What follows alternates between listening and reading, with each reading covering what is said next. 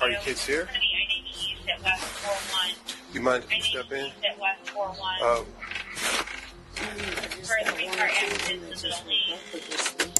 This is the exact moment Larissa realized her horrifying secret was about to be revealed. Detectives had expected to do a simple welfare check before they discovered what this evil mother had been hiding in her home. This would turn out to be the worst case in their careers. Okay. Is it a boy? A girl? What? No boy. A boy. What's the boy's name? Anthony. Okay. See if you can get a name. Is there anything? Well, we got a call want us to check on the well-being of the 4 to 5 year old kid. How many kids are good? Okay. This investigation began with an unexpected 911 call. This call was made by Larissa's boyfriend's brother, Scott, from Pakistan. Basically, it's kind of messed up the whole situation, but my brother told me something, and I just can't sleep at night. He told me that something happened with one of the kids. The horrifying secret that kept this man awake all night and drove the police to Larissa's door was about to lead to a horrific discovery surrounding the little boy. But she wasn't the only suspect. The police were also suspicious of her boyfriend, Christopher, who was in Medina County Jail at the moment. I love you. I don't know. What minute you got actually? All right, love you too. I love you. Yeah, I hear you, baby. Hey. Yeah. Okay, love you too. Mwah. Love you. Do you again? I love you. Yeah. Okay, I love you. In 2015, Larissa Rodriguez met Christopher on a dating app. Christopher, a single father of one, quickly moved in with Larissa just months after meeting her. Larissa is already overwhelmed with a large family, including 9 children and Christopher. He's had custody of her, but she just had a little girl named Mia. Okay. And then I guess she's pregnant again. Yeah. They all have different daddies. Okay. So the other 3, the oldest 3 are, well, the 16-year-old, the 19-year-old. Angel. They're with their family. Fathers. Angel families. is with his daddy. Gilbert is with his grandmother. And then Nevaeh is with Dad. Christopher Upton. Yes. Okay. And then the other 5 are in custody of children's Well, services. 4 because. Right. Okay. Yeah. And she is pregnant again. Is that from Christopher? I'm pretty sure. She was receiving child support payments and $750 a month in supplemental security income for her 5-year-old son, Jordan. She used to use a website called mocospace.com. She had it on an app on her phone. Is it MOCO? Yeah. MOCO space? Yeah, it's basically MySpace. Big percentage of the popularity on that is Hispanic guys and women. But you'll have your here and there other races. But yeah, it's a big Hispanic thing. Like a hookup site? Pretty much. That's what she explained it as. It's for Hispanic people. It's like a MySpace for Hispanics. Gotcha. And that's how she met this guy? Yeah. That's how she met Chris too. Was Facebook with him. Okay. That's what I was told. The chaotic mess of her family quickly became the highlight of this case. Christopher had been home for the majority of the time when Jordan was abused, and after that he was arrested on separate incidents. Police arrived at Larissa Rodriguez's residence on West 80th Street in Cleveland to investigate the disturbing claim, unaware that her boyfriend's brother, Scott R. Rodriguez, had tipped off the authorities that something heinous had happened to her child. She continued to act as if nothing had happened. How many kids do you have? I have 9 altogether. Okay. But I have some that don't live with me. But these are the ones that do live with me. Okay. Everything was seemingly off from the beginning. Why didn't all the children live with Larissa? The more she spoke, the more detectives began to worry. Do you have a child with special needs? Oh, Jordan? Yes, I do. How old is Jordan? Jordan, he is just turned 5. Where's Jordan at? He's with his dad. He's gonna be visiting for the holiday. He's not here with us right now, for the holiday. Where's Dad at? In Texas. He's not even here. The calmness in Larissa's voice couldn't mask the chilling tension. The investigators knew they were on the brink of discovering a dark, hidden truth.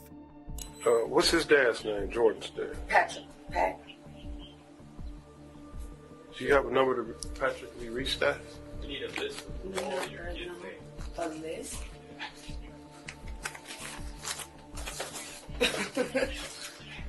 Can I get a pen? Sure. Or you could tell me. Here, I'll write it down because it's a lot easier. Okay.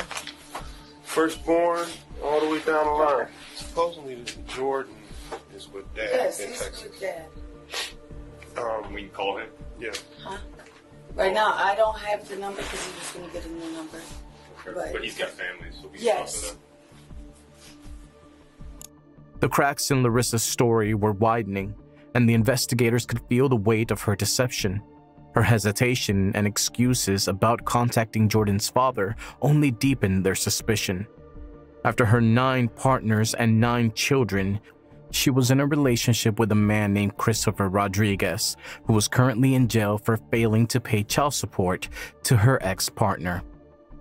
Since the detectives received a 911 call from Christopher's brother, they had to inquire and establish Christopher's involvement with Larissa and her kids. Where's Christopher at? He's in jail. He's been in jail. For child support. He's been in there since like October. Was he here when the dog hit the lady? Yeah. That was I him, think right? so. Is that him? Yeah. But he hasn't even been. He's been in Medina County. That's why I was surprised when my son came down and said he went to police. I said, huh?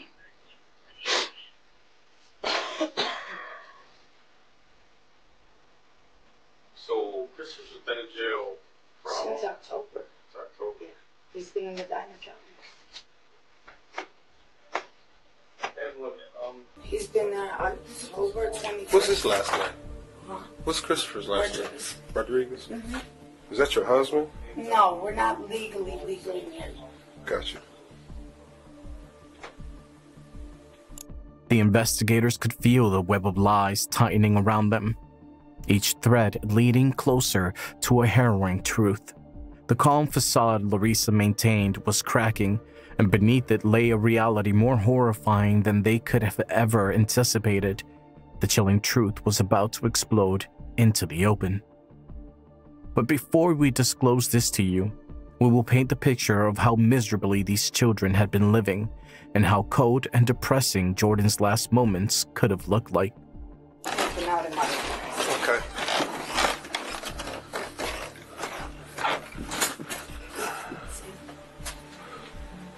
Okay.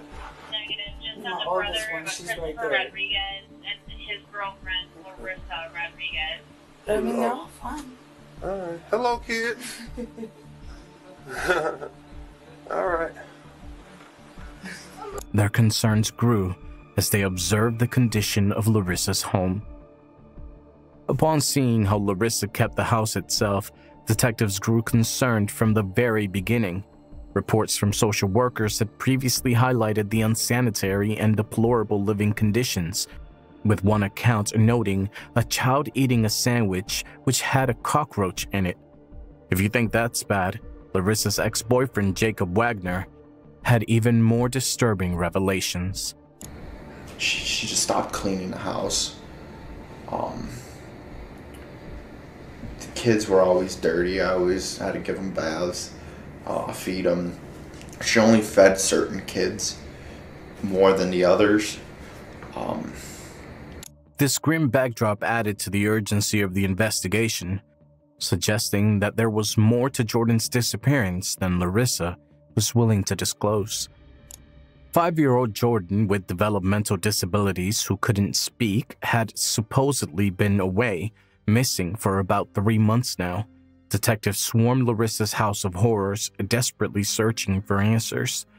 They already had a hunch. They just needed to verify if Larissa was secretly a monster.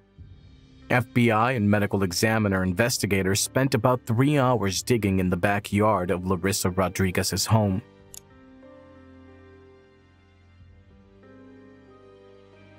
And there was Jordan. His little body, that had been decomposing for 3 months now, was buried in garbage bags, deep in the very backyard he played in. Autopsy was yet to be done at this point, but just from the surface, his body was riddled in the signs of neglect and abuse. Larissa Rodriguez's sister, Anna Rodriguez, shared a grim tale of what Jordan endured. She revealed that Jordan had once been tied up with a sock in his mouth. Around there, yes. I can't remember exactly day because... Why did he have a sock in his mouth? I don't know. Did he say something he wasn't supposed to? That boy don't speak. When I lived there, he didn't speak. All he did... You know, he had a habit of taking off his diaper and kind of doing gross stuff with it, like on a wall or whatever. But how does he know any better if you don't show him any better, right? And if you leave him locked up in this room all day and not around his siblings, how is he going to know any better? Okay? Many people, including Larissa's son, had told detectives that Larissa would leave Jordan for hours in the closet, sometimes nearing fatality due to neglect. Which brother was bad? Boo-boo. So if he was bad, then who had to sit in the closet? Boo-boo. He did? For how long? 10 minutes. For 10 minutes? Did Jordan ever sit in there? Yeah? Just when he was bad? Did they ever close the door or leave it open? They closed it. Was it dark in there? Yeah? Was he scared? Yeah? Would you hear him crying? Did you ever have to sit in there? Well, that's good. That little boy, just 5 years old, did not ever feel loved. In fact, he was rejected and mistreated by his own mother. This was confirmed by Larissa's own sister. In your opinion, did she mistreat Jordan? Yes, he was the outcast. Everyone was doing something and he was always in a room by himself, in a diaper, or he was, for like to put on a show, she always put him in the crib when I came over. But I would notice she would hurry up and pick him up, you know. Yeah, he was the outcast in the family. The Cuyahoga County Medical Examiner's Office ruled Jordan's death a homicide. However, the exact cause of death couldn't be determined. But what they did find were signs of severe abuse. Jordan had previously fractured his wrist and several ribs, which were left untreated. Those two connected the best with me, you know, and I felt so bad for those two. I had to stop her several times for hitting Jordan. Several times. I told her, stop, stop. There was a point she pulled a knife out on me due to it. Nevaeh, I was happy. As investigators turned their attention to Larissa Rodriguez, the room grows thick with tension. This isn't just another interview. It's a high-stakes confrontation where every word, every pause, could unravel a dark secret. Larissa, a mother now at the center of a horrifying mystery, faces the probing eyes of the detectives. But will she break under the pressure, or will her facade remain uncrackled? The answers lie within the next as the interrogation begins. And there's some problems. The problems being Jordan had an old left wrist fracture. His left wrist was broken at some point and it was healed. It healed on its own. How? That's something you need to tell us. Jordan also has 3 fractured left ribs that healed on their own and a fractured right rib that healed on its own. And these are all injuries that were healing on their own without medical help, which means he was in a lot of pain for a very long time, and you're not being honest about what was happening to this kid. These revelations paint a grim picture of Jordan's life, a young boy silently suffering through unimaginable pain. Fractures that should have been treated instead of left to heal on their own. Night of cries for help that went unanswered. What happened, I mean, I personally didn't, but I was scared myself, okay?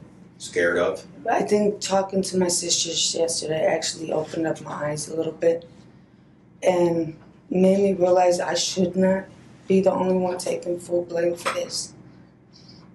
I never put my hands on my kids. You can ask any of them.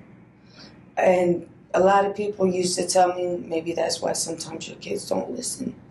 You know, sometimes I need to be more rough on them, but that's just not in me.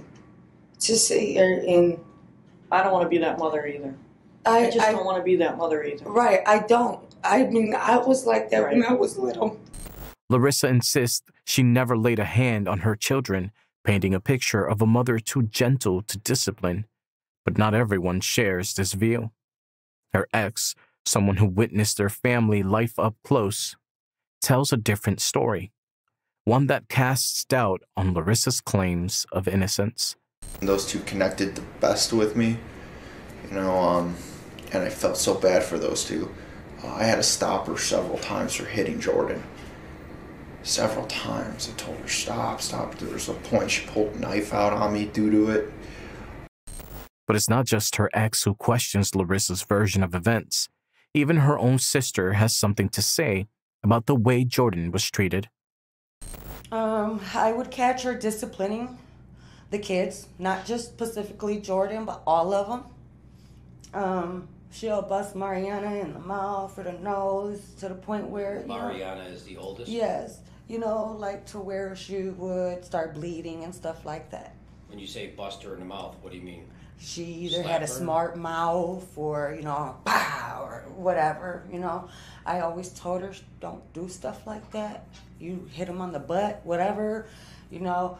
Over the years, I've called kids several times on my sister. DCFS? Several of times. Okay. She really is. Like, she's mad at me because I've called kids on her several times throughout the years, okay? She's mad at my other sister out there for calling kids on her throughout the years because we know what she's all about.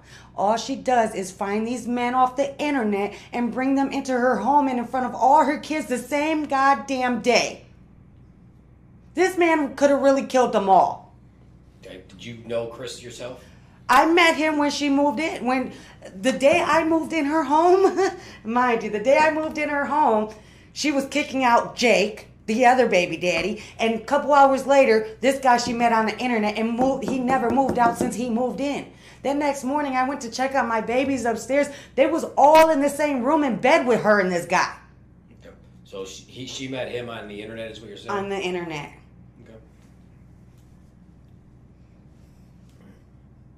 All her boyfriends are met on the internet. All her friends, I have Nicolina that's willing to come down and testify. I have Mari Cruz, which is all her best friends that could prove to you that I'm not lying. Okay? That's why she's mad at me. Because I won't let her do what the hell she's doing to them kids. When I was told the day that I moved out of her home by Karen Custer that she beat that baby with a bat. Karen Custard? Yes. The day that I moved out. Okay. Beat the baby with what? With a bat. A bat? Yes. Her friend Cindy told me yesterday that she went over to the house. This man was beating Jordan with the belt so bad that she got in the middle of it and he was about to beat her up. All right. Who said this? Cindy. Cindy? When Larissa realized all the blame was coming to her, she tried to split and divert the blame towards Chris. She claimed he was the abusive one and she was the victim here. You know, no matter how bad my little ones can act up, I never had that in me to hit my kids. But I think I was just so scared because I used to get my ass beat by Chris just because I defended my kids. My daughter, my oldest son can tell you, my older son had to pull a knife on him because he put his hands on me the way he did. How long were you and Chris together? About 2 years. Okay. And he was living with you from day one? Yeah. Our understanding is that you were dating someone else who moved out, and you met Chris online. I was with Jake. Okay. But Jake wasn't in the house for more than 2 weeks. Right. Since when and he I left, first and then moved Chris in. came in. Right. And you met him online? Yes. Larissa also does not miss the opportunity to point out that her only intent was to help Jordan and how she did try to help him. If I could interject. Yeah, please. So what I see happening is, like, I think March of 2016, you were going through the process of trying to enroll Jordan in a class that's specific for him. But is it Chris that doesn't want him to do this? Or is... Because what I'm reading... I did try to get him enrolled in school and stuff like that. Because what I read was Jordan would have benefited from an environment with children like him. He is autistic, most probably. Yes. And what I did was, it was almost through the year. So when I talked to the development for the school, I said, well, they either said, well, I could send him now or send him next year.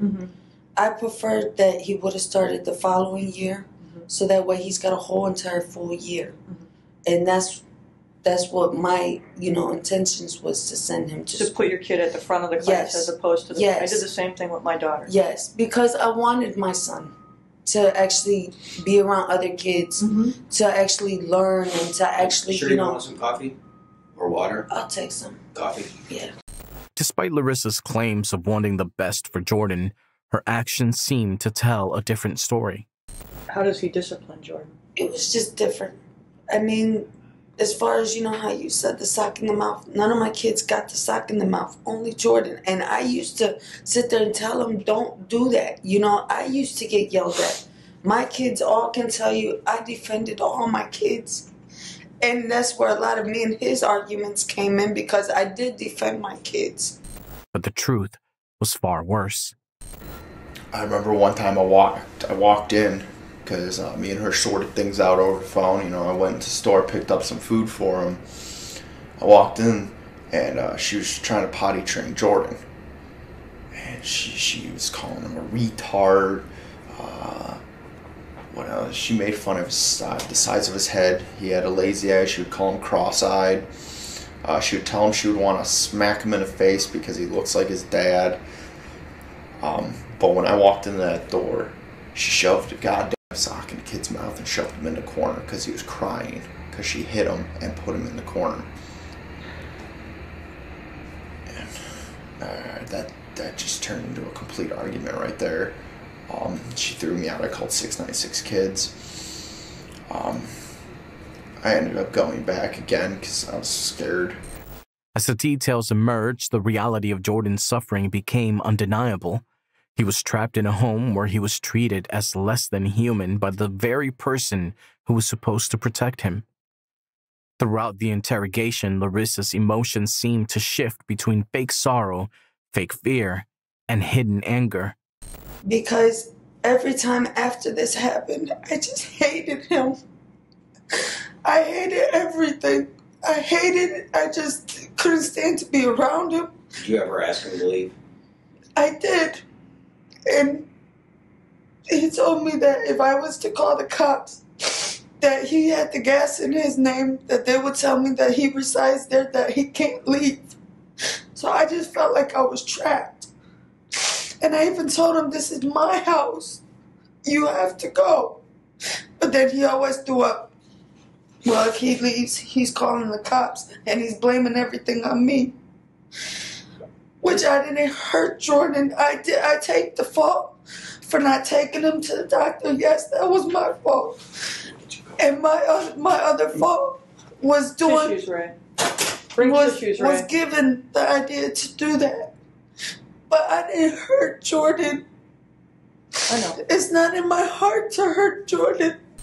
She kept trying to blame others while pretending to love her children and regretting not protecting them better. Self-defending myself, because he went and literally choked me, put me in the kitchen, slammed me against stuff, had a knife in his hand, I found something. I don't know whether it was a screwdriver or something. I just grabbed something and just got him Called the right in police the out head. to the house. Somebody called. No, nobody. Right. Nobody. And that's what gets me is that street is so highly protected by police that why didn't somebody? I mean, I even tried to jump out the window, try to get some help from somebody. I feel like I couldn't even leave my house. And then when I sat there screamed, he put a sock in my mouth. So I couldn't. And then was sitting there screaming, you know, like I'm screaming, and he's sitting there choking me. While the reality was that Larissa was an evil, narcissistic, and manipulative person to begin with. Her words felt insincere, showing a more evil side as she tried to avoid taking full responsibility for her actions and the pain her children went through. And I admit in my past, that's part of one of my counseling. I've had bad relationships, and it's a pattern. Yeah. It's a pattern, and that was something me and my counselor was working on. And this just happened to be another one that just... Well, he might have been the worst one. Yeah.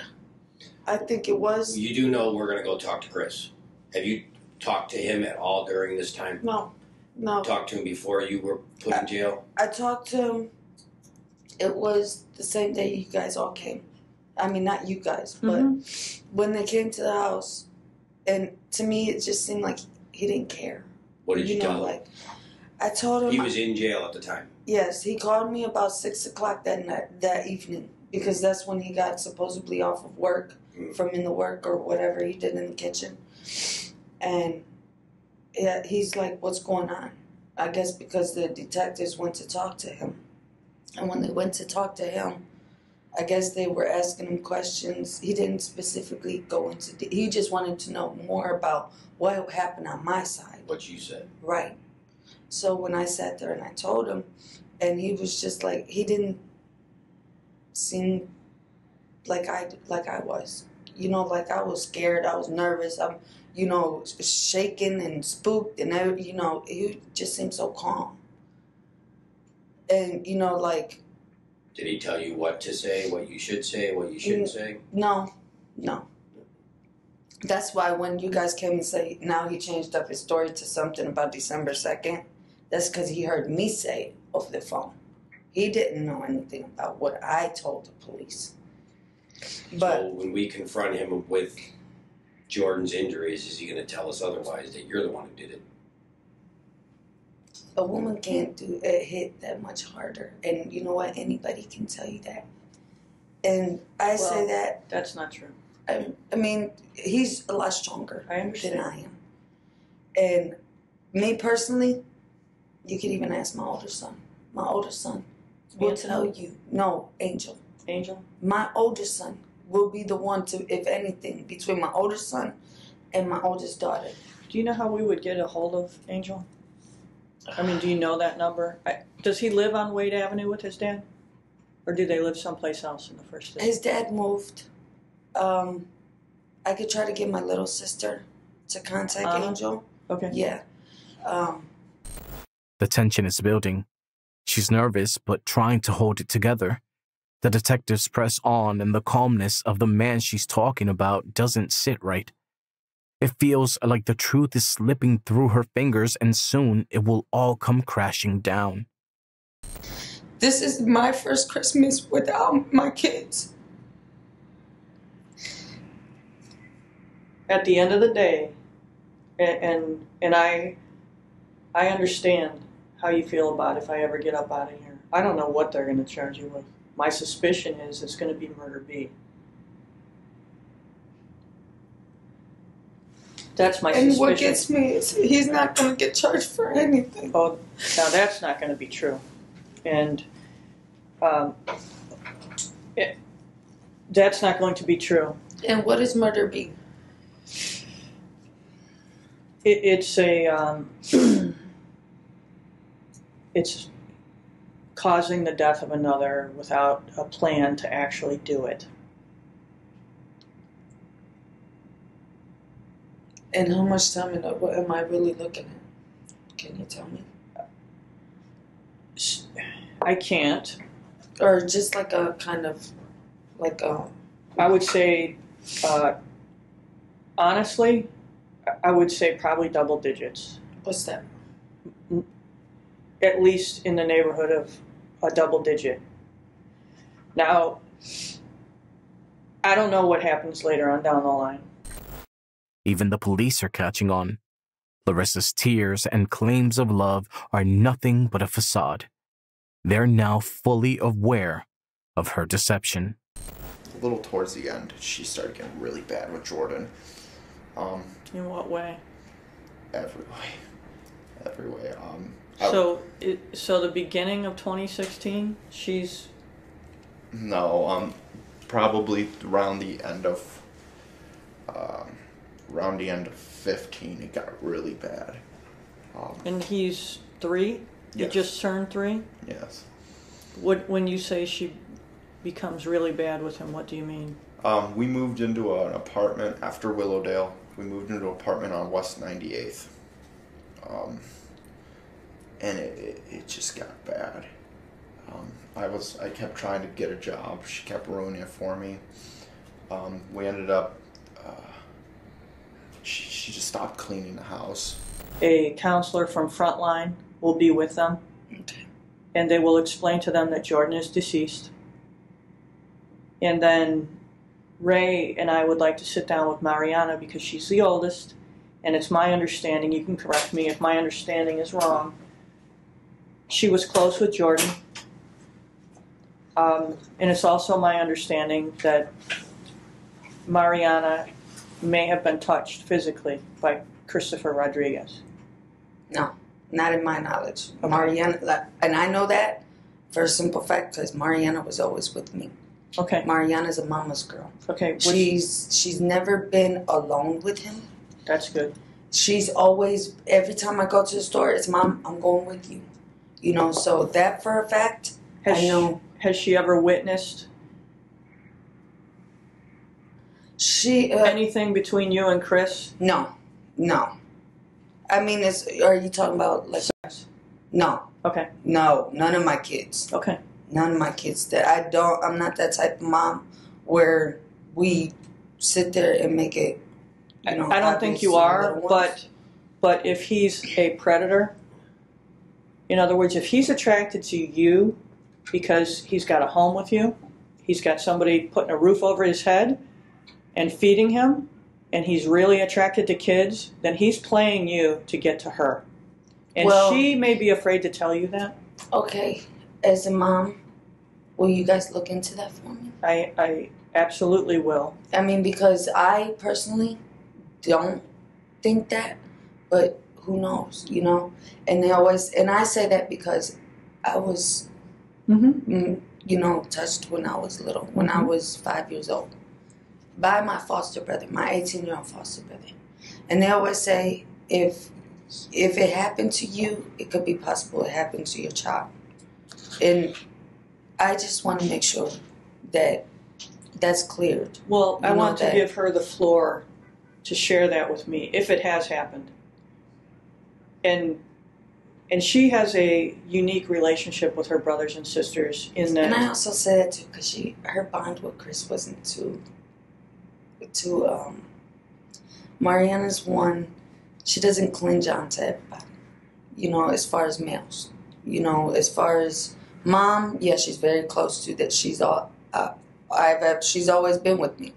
Dad's never been there. You know, she's never really had a father figure to step up and be that father figure, which she thought was Chris until the day Chris put his hands on me. You know, and it's just like, that's why their relationship wasn't too, until kind of like towards the end-ish, you know, like recently, to where her bond is okay. He was close to Mariana as well. Mariana knows everything. Like, I understand it's hard on that little girl, but she's seen so much. She knows, she would know more than all of me and the sisters. Mariana would. Would she talk with me if I attempted to speak with her? She might. She's a really smart girl. Is she going to be thankful that she's out of that environment, or is she going to be freaking out, missing her mother? She's probably gonna miss her mom, but in another way, she's probably gonna be thankful. Okay. She never really had good guidance. She had an issue with bathing when I was there. But that's because her mom never taught her anything, you know? The little girl just lived, you know? That's how everybody in the house was. It was you live. And, you know, I thought it got better after I left. I honestly thought the house got better. I don't think so. I don't think so neither. Came to the hospital for that fracture. But a rib fracture? You don't see that. But see, I wish I would, you know, it was just like Jordan trying to tell me something. When I told you that when he finally took his last breath, it was like he was mad. You know, like I seen in his face like he just wanted to tell me something. But I just didn't know what that something was. And with him being speechless, I mean, I couldn't understand what it was. But I could tell it was just something so mad, you know, like angry. And I thought he, you know, like he was trying to cuss me out or something. But I took it as he was just trying to tell me, Mom, I love you, I gotta go, you know. But in my heart, something told me that he had something to do with this. Because every time after this happened, I just hated him. I hated everything. I just couldn't stand to be around him.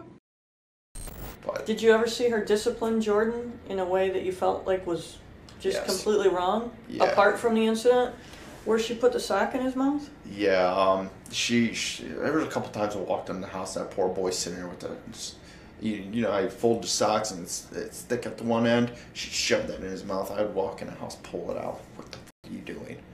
You know? And, Mariana knows. He got hit, beat. He was close to Mariana. Her story about Jordan's last moments reveals a chilling truth. Her own guilt hidden behind fake emotions. His angry eyes, his final breath. She tries to cover up the secrets she can't escape. The bench trial of Larissa and Christopher Rodriguez was an intense event. Family friend and attorney Maria Cruz stood to speak on behalf of Jordan's extended family. She explained how the family loved Jordan deeply and had tried to help him and his siblings. Unfortunately, Larissa and Christopher blocked their efforts. Despite the alarming reports and repeated attempts to reach out for help, Larissa Rodriguez managed to evade serious scrutiny. Each time authorities were called, it seemed that the children's fears and Marissa's concerns were dismissed and overshadowed. Maria shared a special memory of Jordan staying overnight with the family. Despite being nonverbal, Jordan communicated with them and shared a meal while sitting on his Uncle Jose's lap. He showed his love by running to his uncle when he came home from work. Jordan was a sweet little boy who deserved so much more. While they still loved Larissa because she was family, they could not accept what she had done. The prosecutor then presented the case against Larissa and Christopher. Jordan was born prematurely on November 5, 2012, with many health problems. Despite his challenges, the school district tried to help him with an individualized education plan because of his developmental delays and nonverbal condition. However, Larissa withdrew from school on September 13, 2016, claiming they were moving out of state.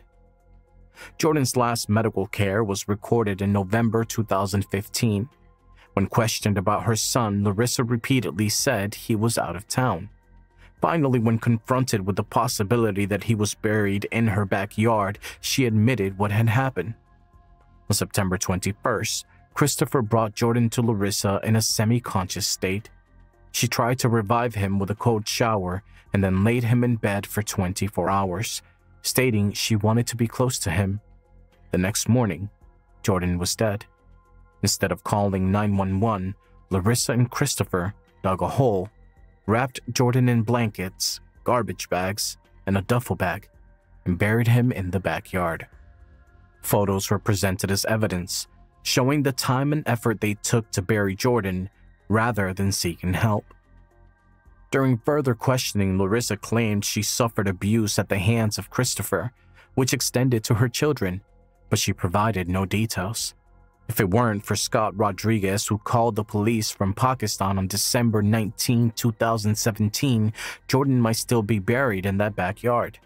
The autopsy revealed healing fractures on Jordan's ribs and wrists, consistent with child abuse. Larissa also faced charges related to food stamp fraud. This case was so horrifying that even the judge struggled to hold back tears while addressing the court. What we do every day is so hard. People don't give any of us the credit that we deserve for dealing with the horrors that are brought before us. And Mr. Rodriguez, this is a horror.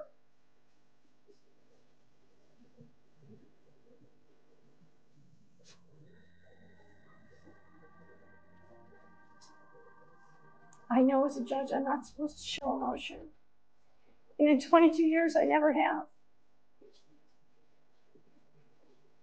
This is one of the worst things I've ever seen in my life. The court imposed a sentence on Larissa Rodriguez for involuntary manslaughter, 11 years in prison; for felonious assault, 8 years in prison; for another count of felonious assault, 6 years in prison; and for abuse of a corpse, 9 months in prison. She would be in jail for a total of 25 years. Her boyfriend, Christopher Rodriguez, was sentenced to 28 years in prison for his role in the boy's death and backyard burial. The sentences would run concurrently with the previous sentence imposed. I don't have words for her. I can't even deal with her. I can't believe she did this. Like, I never thought. No, not for long. The end of the trial did not stop the pain for Jordan's family. Larissa's sister, Anna, had been there through it all and now faced the hard task of helping her family heal. How do you not know your child is missing? How do you not file a report? How do you go to bed knowing what happened to your child? That you lay down 5 kids every night, but this one you're not laying down. How do you not know? How do you not shed a tear?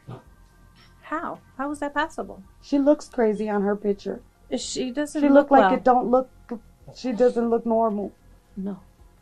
She does not look well at all. She actually looks like she's sick. She's sick. She's blind. Like how do you say it? Like the schizo is taking over her. Like zoomed I'm, out. I'm in a different like world. Dazed or she's just no. I don't know. I don't know. I don't even have words anymore. Yeah. Yeah. Look at that picture. She don't even care. Like she looks. Nothing happened. Like nothing. How? I can look at her and I just get angry.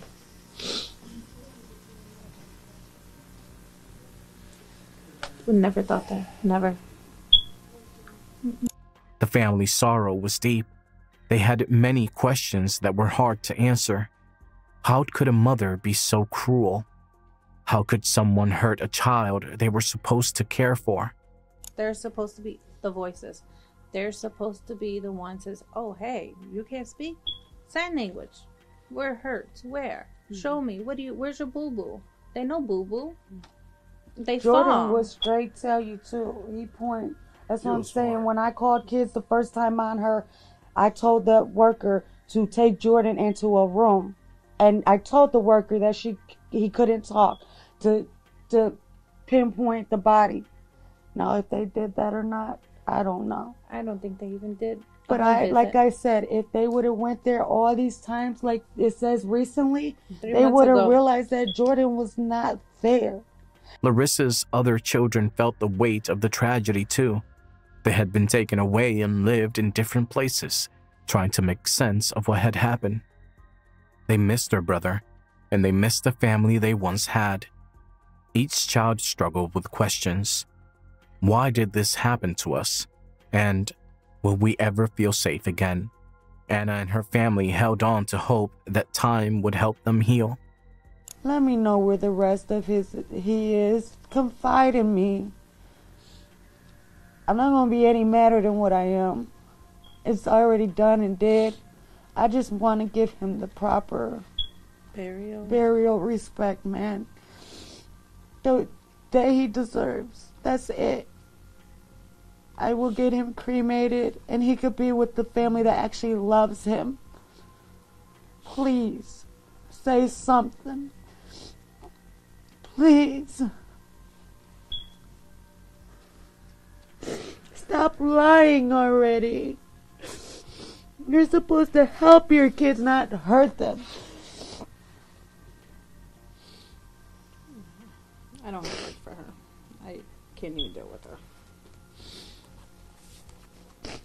I can't believe she did this. Like, I never thought. I never thought. No, not for now. Nope.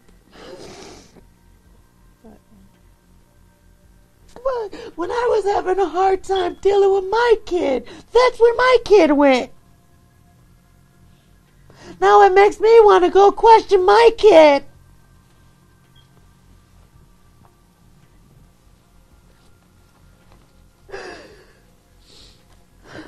I was the unstable one mentally. You know what I'm saying? Like, but I don't even get down like that. I will call in a minute. Michelle, somebody come rescue this kid. He's a good kid. He really is a good boy. I mean, all the kids were good. They were all really good. Mm-hmm. Every time she would have babies, right. They all slept. I had all of them at one time. Every time she popped a baby out, they all came to my house and stayed with me 4 days. Every time. Is she pregnant now? Well, that's what she said. That's what we heard. I don't know if she says it is true. I don't know a lot about that one. Probably is, though, because she gets pregnant every year. If Scott had never made that fateful call from Pakistan, would Jordan's tragic story have remained buried forever? Although Larissa Rodriguez was the one charged, do you believe others turned a blind eye to the suffering of this innocent child? What do you think went through Larissa's mind each time she thought about Jordan, knowing what she had done? Let us know your thoughts. We love to hear from you. If there's a case you'd like us to cover, don't hesitate to drop your recommendations in the comment section below. For more captivating true crime stories, like, share, and subscribe